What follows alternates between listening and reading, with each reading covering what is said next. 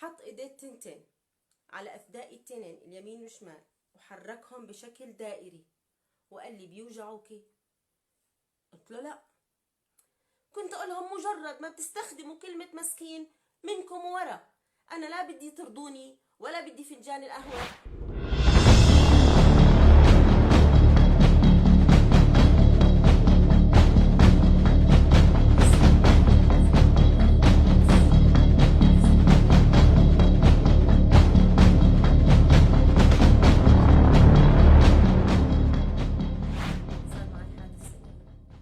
على أثره نقلي لأحد مستشفيات السلطة الفلسطينية، مستشفى خاص. قالوني لغرفة الأشعة وقال لهم الدكتور على سمعي صورة لإيدها وصورة لرجلها ولكتفها، بما إني شكيت من ألم الكتف، ما شكيت من أي ألم تاني. وقال لي نامي على السرير وافردي إيدك اليمين. كانت إيدي اليمين بوضع كتير سيء وكان يعني شكلها مش طبيعي. صور إيدي اليمين مرتين، صورتين. بعدين اجى من غير اي مقدمات حط ماكينة الاشعة فوق صدري، وبثواني بلحظة رفع البلوزة للاخر، بلوزتي للاخر رفعها، والستيانة رفعها اللي ما فيش فيها اي قطعة حديد لا من قدام ولا من ورا، رفعها للاخر. جيت بمد ايدي هيك نقزت، يعني حدا بيشلح في حدا على غفلة، فجيت هيك بمد ايدي لبقول لا معلش لازم ارفعهم. رفعهم وبعدين ما شفته الا بيحط ايده الشمال على الثدي الشمال وبهزه وبقول لي بيوجعك. بعدين بحط ايده اليمين على الثدي اليمين وبقول لي بيوجعك.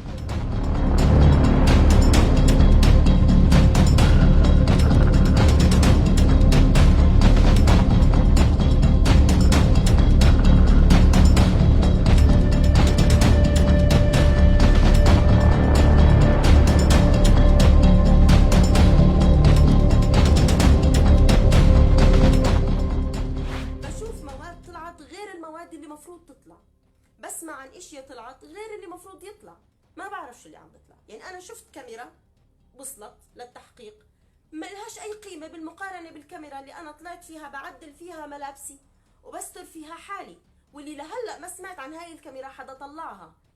اخفوها. صورتي مثلا، صورة صدري لما هو صورني، وين هاي الصورة؟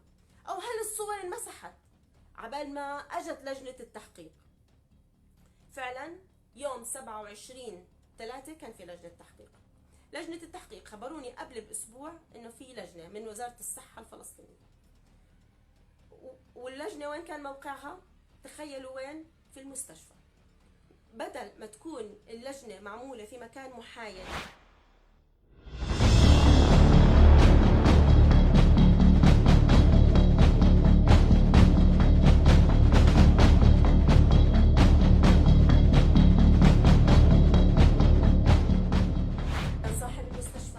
بيبعت لي ناس على صعيدين، اما عشائر يقولوا لي مسكين تعالي نرضيكي، احنا بدنا نرضيكي بس الشاب مسكين اوعي بدناش اهله يعرفوا. يعني انتوا خايفين على اهله يعرفوا فسادهم في تربية ابنهم ومش خايفين علي من الضرر اللي صار فيه علي.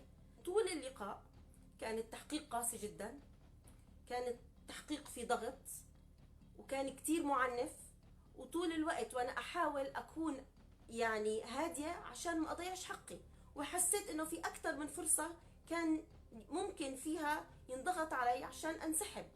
لدرجة انه فعلا في احد المرات قال رئيس اللجنة رقم لعدد مرات اللمس، انا قلت 7-8 مرات لما هو لمسني، فقال لي كيف تقولي لمسك 10 مرات وانت بتقولي انك انت بتفهمي باللي بتحرشوا؟